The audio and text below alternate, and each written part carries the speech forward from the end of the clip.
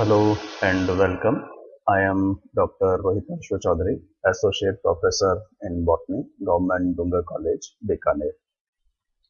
In this presentation, I will explain formation of ring structures in कीटोजेस. इस प्रस्तुतिकरण में मैं मोनोसैकेराइड्स में कीटोजेस में वलय संरचना के निर्माण के बारे में समझाऊंगा.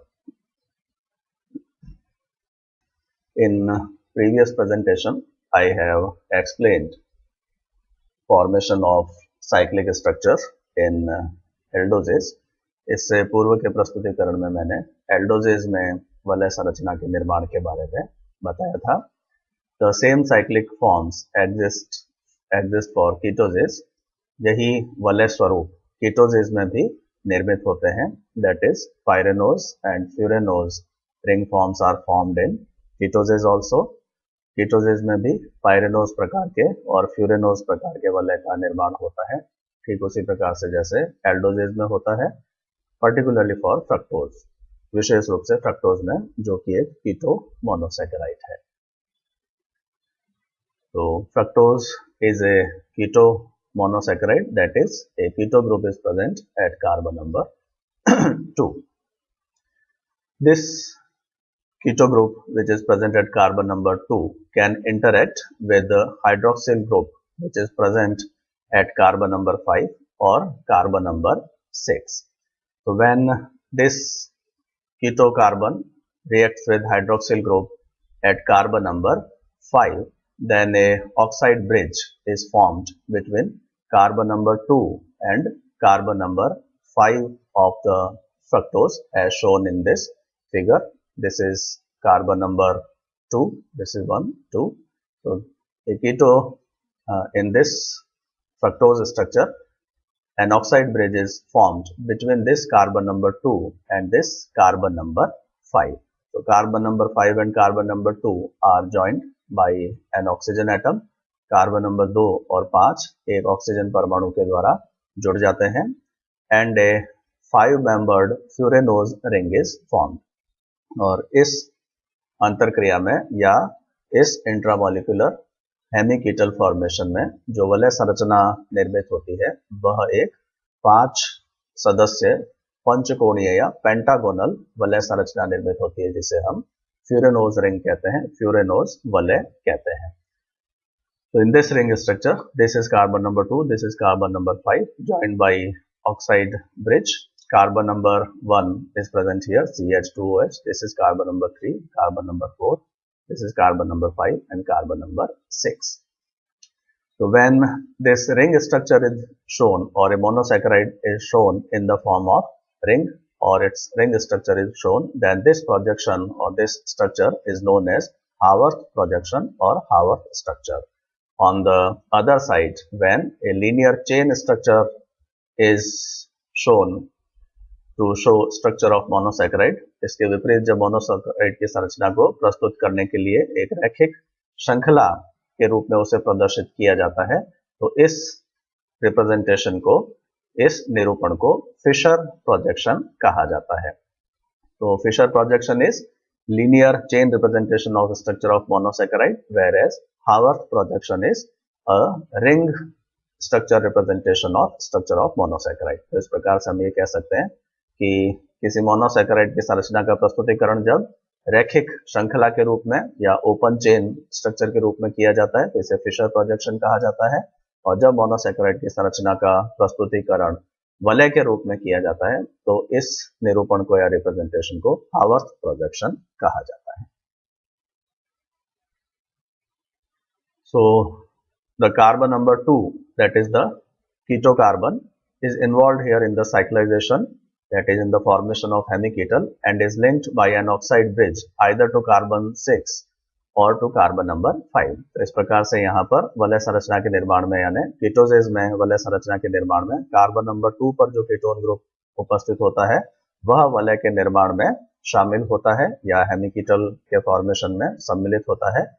और इस प्रकार से यह जो कीटो कार्बन होता है या तो कार्बन नंबर 6 के साथ ऑक्साइड ब्रिज से जुड़ जाता है या कार्बन नंबर 5 के साथ ऑक्साइड ब्रिज से जुड़ जाता है. जैसा कि उपरोक्त चित्र में बताया गया है कि कार्बन नंबर 2 कार्बन नंबर 5 के साथ ऑक्साइड वलय से जुड़ जाता है और एक फ्यूरेनोज वलय का निर्माण होता है, अर्थात एक पंचकोणीय 5 मेंबर्ड वलय संरचना का निर्माण होता है। पंचकोणीय 5 सदस्य वलय संरचना निर्मित होती है।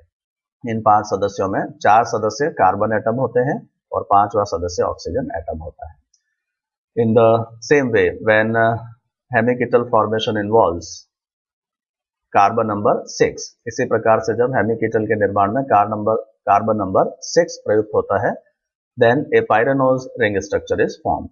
तो पायरेनोज वलय का निर्माण होता है, that is a 6-membered hexagonal ring is formed. एक 6 सदस्य युक्त षटकोणीय वलय का निर्माण होता है, जैसा कि इस चित्र में प्रदर्शित है। तो this is pyranose ring structure in the case of furanose. तो इसमें एक 6 सदस्य वलय का निर्माण होता है, जिसमें कार्बन नंबर 2 और कार्बन नंबर 6 जो फ्रक्टोज के होते हैं वह ऑक्साइड ब्रिज के द्वारा परस्पर जुड़ जाते हैं।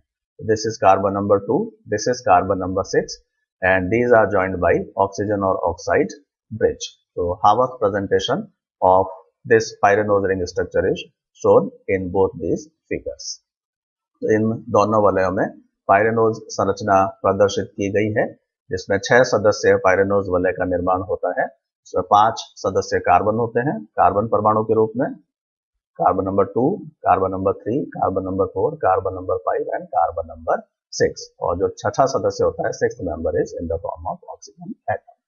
So in this way, in ketosis or especially in fructose also, pyranose and furanose ring structures are formed due to formation of hemiketal. तो इस प्रकार से हेमिकीटल के निर्माण के कारण फ्रक्टोज में भी पायरेनोज या फ्यूरेनोज वलय का निर्माण हो सकता है। As we have already discussed in the case of aldoses, जैसा कि aldoses के केस में हम पूर्व में बात कर चुके हैं, a new asymmetric carbon arises in ring structure. वलय संरचना में एक नया असममित कार्बन या कायरल कार्बन परमाणु निर्मित होता है, जो कि एल्डोजेस के केस में कार्बन नंबर 1 होता है और कीटोजेस के केस में कार्बन नंबर 2 होता है। And depending on the position of hydroxyl group carried by this carbon, alpha and beta anomeric isomers are formed. और यह जो नया असममित कार्बन परमाणु निर्मित होता है, that is carbon 1 in aldoses and carbon 2 in ketoses, इस कार्बन पर यानी इस असिमेट्रिक कार्बन पर हाइड्रोजन एटम और हाइड्रोक्सिल समूह की उपस्थिति के आधार पर फिर 2 प्रकार के समावयवों का निर्माण होता है, जिन्हें अल्फा एनोमर और बीटा एनोमर कहा जाता है। Hemiacetal and hemiketal carbons are called anomers. जो हेमीएसिटल और हेमिकीटल कार्बन है, यानी कार्बन 1 एल्डोजेस में और कार्बन 2 कीटोजेस में मोनोसैकेराइड की संरचना में, यह एनोमेरिक कार्बन कहलाते हैं। और इस कारण से इस कार्बन पर जो हाइड्रोजन एटम या हाइड्रोक्सिल समूह की स्थिति होती है, उसके आधार पर 2 प्रकार के समावयव निर्मित होते हैं। 2 types of isomers are formed which are known as alpha isomers and beta isomers, और अल्फा एनोमेरिक आइसोमर और beta anomeric isomer. The alpha isomer is represented by placing this hydroxyl group on same side as hydroxyl, which determines whether the monosaccharide belongs to D or L series, that is on the same side as the oxide bridge. अब alpha isomer में किस तरह का विन्यास होता है?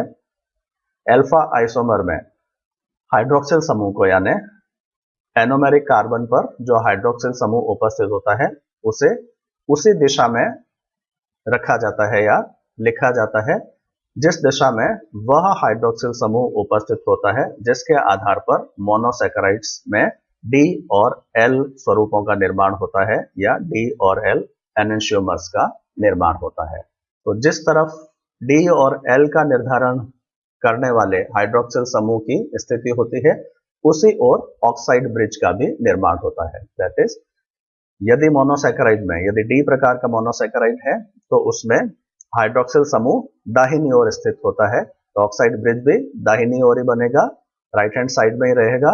और alpha isomer का निर्धारण भी इसी आधार पर होगा, यानी एनोमेरिक कार्बन पर जो हाइड्रोक्सिल समूह है वह भी राइट हैंड साइड में ही रहेगा, यानी जिस तरफ ऑक्साइड ब्रिज होता है उस तरफ रहेगा, या उस तरफ रहेगा जिस तरफ वह हाइड्रोक्सिल समूह स्थित होता है, जिसके आधार पर डी प्रकार के एनेंशियोमर का निर्माण होता है। और यदि L प्रकार का एनेंशियोमर है तो उस स्थिति के अंदर यह हाइड्रोक्सिल समूह लेफ्ट हैंड साइड में होगा। तो L फॉर्म के अंदर चूंकि ऑक्साइड ब्रिज का निर्माण लेफ्ट साइड में होता है, तो अल्फा आइसोमर में भी जो हाइड्रोक्सिल समूह होगा उसको बाईं ओर प्रदर्शित किया जाता है। अगली स्लाइड में इस संरचना को और अधिक स्पष्ट रूप से बताया गया है। In the next slide this has been explained in more detail with the figure. So as shown in this figure here, this is linear chain representation. When in linear chain representation, oxide bridge is also shown. That is, linear chain structure is shown forming a ring structure. Then it is called as Tollens representation. जब monosaccharide की संरचना में oxide वलय को भी प्रदर्शित किया जाता है, या दूसरे शब्दों में कहें तो जो वलय संरचना है वह फिशर प्रोजेक्शन के रूप में प्रदर्शित की जाती है, चेन स्ट्रक्चर के रूप में इस प्रकार से प्रदर्शित की जाती है जैसे कि इस चित्र में है। तो इस रिप्रेजेंटेशन को टॉलेंस रिप्रेजेंटेशन कहा जाता है। और वलय संरचना का मैं पूर्व में बता चुका हूं, जब वलय के रूप में यह संरचना इस प्रकार से प्रदर्शित की जाती है तो इसे हावर्थ प्रेजेंटेशन या हावर्थ प्रोजेक्शन कहा जाता है। और जब ऑक्साइड ब्रिज प्रदर्शित नहीं होता है, केवल ओपन चेन स्ट्रक्चर बताया जाता है, तो उसे फिशर प्रोजेक्शन कहा जाता है। तो फिशर प्रोजेक्शन में ऑक्साइड ब्रिज नहीं प्रदर्शित होगा, केवल लीनियर ओपन स्ट्रक्चर होता है। जब फिशर प्रोजेक्शन में ही ऑक्साइड ब्रिज बताया जाए तो इसे टॉलेंस रिप्रेजेंटेशन कहते हैं। और जब इस प्रकार से वलय संरचना प्रदर्शित की जाती है तो इसे हावर्थ प्रोजेक्शन कहा जाता है। तो जैसा पिछली स्लाइड में मैंने बताया, यहाँ पर this is the highest numbered asymmetric carbon atom, यह सबसे अधिक क्रमांक वाला असममित कार्बन परमाणु है। और यहाँ पर हाइड्रोक्सिल समूह जब दाईं ओर स्थित होता है तो यह डी एनेंशियोमर होता है, डी फॉर्म होती है। तो अल्फा आइसोमर्स के अंदर जो एनोमेरिक कार्बन यानी कार्बन नंबर 1 पर हाइड्रोक्सिल समूह होता है वह उसी दिशा में रखा जाता है जिस तरफ डी या एल का निर्धारण करने वाला हाइड्रोक्सिल समूह होता है, या जिस तरफ ऑक्साइड ब्रिज का निर्माण होता है। अर्थात इस चित्र में यह स्वरूप जो प्रदर्शित किया गया है वह अल्फा एनोमर है, और बीटा एनोमर में हाइड्रोक्सिल समूह की स्थिति विपरीत हो जाएगी। यानी यहाँ यह जो हाइड्रोक्सिल समूह है, यदि यह उस दिशा में प्रदर्शित नहीं किया जाए जिस दिशा में ऑक्साइड ब्रिज है, या डी स्वरूप का निर्धारण करने वाला हाइड्रोक्सिल समूह है, यानी OH समूह को यहाँ पे प्रदर्शित किया जाए और हाइड्रोजन एटम को इधर प्रदर्शित किया जाए, यानी OH के स्थान पर यहाँ हाइड्रोजन एटम लिखा जाए और H के स्थान पर लेफ्ट हैंड साइड में यदि OH ग्रुप लिखा जाएगा तो यह बीटा आइसोमर प्रकार होगा। वलय संरचना में यदि इसे प्रदर्शित करना हो तो वलय में जो हाइड्रोक्सिल समूह है वह जब नीचे की ओर लिखा जाता है तो यह अल्फा आइसोमेरिक रिप्रेजेंटेशन होता है इन साइक्लिक फॉर्म। और Haworth projection when hydroxyl group is shown in downward direction, जब हाइड्रोक्सिल समूह को नीचे की तरफ लिखा जाता है तो यह अल्फा आइसोमर कहलाता है। And when hydroxyl group is written above the ring और इन अपवर्ड डायरेक्शन, जब हाइड्रोक्सिल समूह की स्थिति इसके विपरीत होती है ना, हाइड्रोक्सिल समूह यहाँ ऊपर लिखा जाए और हाइड्रोजन एटम यहाँ नीचे लिखा जाए तो वह बीटा आइसोमर होगा। तो इस प्रकार से टॉलेंस रिप्रेजेंटेशन के रूप में या हावर्थ प्रोजेक्शन के रूप में अल्फा और बीटा समावयव की संरचना प्रदर्शित की जाती है। Since monosaccharides generally belong to D series, चूंकि अधिकांश मोनोसैकेराइड्स जो होते हैं वह डी प्रकार के एनेंशियोमर होते हैं जैसा कि चित्र में प्रदर्शित किया गया है। So alpha isomers, in alpha isomers the hydroxyl carried by carbon 1, that is in the case of aldoses, or hydroxyl carried by carbon 2 as in the case of ketoses is situated to the right। चूंकि अधिकांश monosaccharides D प्रकार के ही होते हैं, अर्थात उनमें जो highest number asymmetric carbon atom पर हाइड्रोक्सिल समूह होता है वो दाहिनी ओर स्थित होता है। तो इस कारण से अल्फा आइसोमर्स के अंदर हाइड्रोक्सिल समूह जो होता है वह दाहिनी ओर ही उपस्थित रहता है या दाहिनी ओर ही रिप्रेजेंट किया जाता है। और बीटा आइसोमर में इसकी स्थिति विपरीत होगी, यानी यदि हम बीटा आइसोमर को प्रदर्शित करना चाहते हैं तो यह हाइड्रोक्सिल समूह फिर ऑक्साइड ब्रिज के विपरीत दिशा में स्थित होगा। यानी ऑक्साइड ब्रिज यदि राइट में है तो इस हाइड्रोक्सिल समूह को बीटा आइसोमर प्रदर्शित करते समय हमें लेफ्ट में लिखना पड़ेगा, बाईं ओर लिखना पड़ेगा, तो इसे हम बीटा आइसोमर कहेंगे। तो चित्र में जो प्रदर्शित है वह अल्फा आइसोमेरिक फॉर्म है और अल्फा एनोमेरिक फॉर्म है, और बीटा फॉर्म जो है वह चित्र में यहाँ टॉलेंस रिप्रेजेंटेशन में प्रदर्शित नहीं की गई है। उसमें हाइड्रोक्सिल समूह यहाँ बाईं ओर प्रदर्शित किया जाएगा और हाइड्रोजन एटम को इधर दाईं ओर लिखा जाएगा। तो इसी प्रकार से यह तो ग्लूकोज में अल्फा और बीटा आइसोमर्स इस प्रकार से निर्मित होंगे और इसी प्रकार से यही निर्धारण फ्रक्टोज में भी इसी प्रकार से किया जाता है। In ring form plane of the ring is suppose to be horizontal. जब मोनोसैकेराइड की संरचना को वलय के रूप में प्रदर्शित किया जाता है तो जो वलय का तल है उसे अनुप्रस्थ माना जाता है, हॉरिजॉन्टल माना जाता है।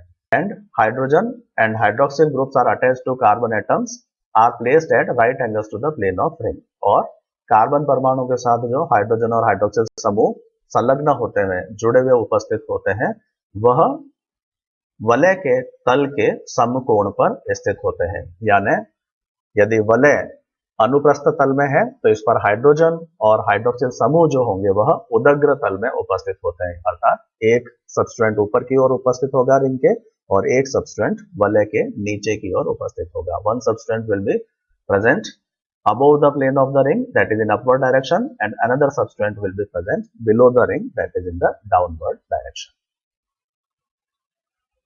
So in alpha anomers the hydroxyl group at anomeric carbon is below the plane of the ring. तो इस कारण से जो अल्फा एनोमर्स होंगे उनमें जो हाइड्रोक्सिल समूह होगा वह वलय के तल के नीचे प्रदर्शित किया जाता है, जैसा कि ग्लूकोज के केस में यह प्रदर्शित किया गया है। यह वलय है जो अनुप्रस्थ स्थिति में है, तो हाइड्रोक्सिल समूह है वह नीचे की दिशा में प्रदर्शित किया जाता है। And in beta anomers the OH group at anomeric carbon is above the plane of the ring. और यदि हमें बीटा फॉर्म प्रदर्शित करना है तो जो हाइड्रोक्सिल समूह होगा वह ऊपर की ओर प्रदर्शित किया जाएगा। तो यहाँ इस चित्र में ग्लूकोज में केवल अल्फा एनोमर्स ही प्रदर्शित किए गए हैं। इस चित्र में फ्रक्टोज के अल्फा और बीटा दोनों ही प्रकार के एनोमर्स को प्रदर्शित किया गया है। In ketoses although CH2OH and OH groups are attached to anomeric carbon 2। तो कीटोसिस में जो एल्डोजेस से अंतर होता है वो ये है कि एल्डोजेस में एनोमेरिक कार्बन पर एक हाइड्रोजन एटम और एक हाइड्रोक्सिल समूह उपस्थित होता है, जबकि कीटोसिस में एनोमेरिक कार्बन पर यानी कार्बन नंबर 2 पर या हेमिकिटल कार्बन पर हाइड्रोजन एटम के स्थान पर CH2OH समूह उपस्थित होता है। अर्थात एल्डोजेज और कीटोजेज दोनों में एनोमेरिक कार्बन पर हाइड्रोक्सिल समूह तो उपस्थित होता ही है, लेकिन एल्डोजेज में जो दूसरा सबस्टेंट होता है वो हाइड्रोजन होता है, जबकि कीटोजेज में यह CH2OH ग्रुप होता है। लेकिन यहाँ पर भी अल्फा और बीटा समावयवों का जो निर्धारण होता है वह हाइड्रोक्सिल समूह की स्थिति के आधार पर ही होता है। अर्थात हमें CH2OH या हाइड्रोजन एटम की स्थिति पर ध्यान नहीं देकर मुख्यतः ध्यान जो देना है वो हाइड्रोक्सिल समूह की स्थिति पर देना है। यदि यह हाइड्रोक्सिल समूह वलय संरचना में हावर्थ प्रोजेक्शन में नीचे की ओर है तो वह अल्फा आइसोमर कहलाएगा, और यदि यह ऊपर की ओर है, वलय के तल के ऊपर की ओर स्थित है, तो उसे बीटा आइसोमर कहा जाता है। तो जैसा कि इस चित्र में फ्रक्टोज के लिए संरचनाएं प्रदर्शित की गई है। दीज आर फ्यूरेनोज रिंग स्ट्रक्चर, यह फ्यूरेनोज वलय प्रदर्शित किए गए हैं। तो इसमें जब हाइड्रोक्सिल समूह नीचे की ओर स्थित है तो इस संरचना को अल्फा एनोमेरिक संरचना कहा जाएगा, और जब यह हाइड्रोक्सिल समूह यहाँ ऊपर की ओर स्थित होता है तो इसे बीटा स्ट्रक्चर या बीटा फ्यूरेनोज स्ट्रक्चर कहा जाता है। इसी प्रकार से यदि फ्रक्टोज में पाइरेनोज वलय का निर्माण हुआ है तो पाइरेनोज वलय में यह 6 मेंबर्ड रिंग होगी, लेकिन अल्फा और बीटा समूह का निर्धारण वैसे ही होगा हाइड्रोक्सिल समूह की स्थिति के आधार पर। अर्थात एनोमेरिक कार्बन कार्बन नंबर 2 पर हाइड्रोक्सिल समूह यदि नीचे की ओर स्थित है तो यह अल्फा आइसोमर कहलाएगा, और यदि एनोमेरिक कार्बन कार्बन नंबर 2 पर वलय में हाइड्रोक्सिल समूह ऊपर की ओर उपस्थित है तो इसको बीटा आइसोमर कहा जाता है। तो in this way in monosaccharide ring structure alpha and beta anomeric forms are also formed. In next presentation I will explain some rules for representation of Haworth structure of monosaccharide. अगले प्रस्तुतिकरण में मैं monosaccharides के Howard प्रस्तुतिकरण से संबंधित कुछ नियमों के बारे में बात करूंगा, अर्थात जब टॉलेंस रिप्रेजेंटेशन से हावर्थ रिप्रेजेंटेशन में इसे परिवर्तित किया जाता है तो कुछ नियमों को ध्यान में रखते हुए परिवर्तन किया जाता है। इन नियमों के बारे में मैं अगले प्रेजेंटेशन में समझूंगा। Thanks for watching.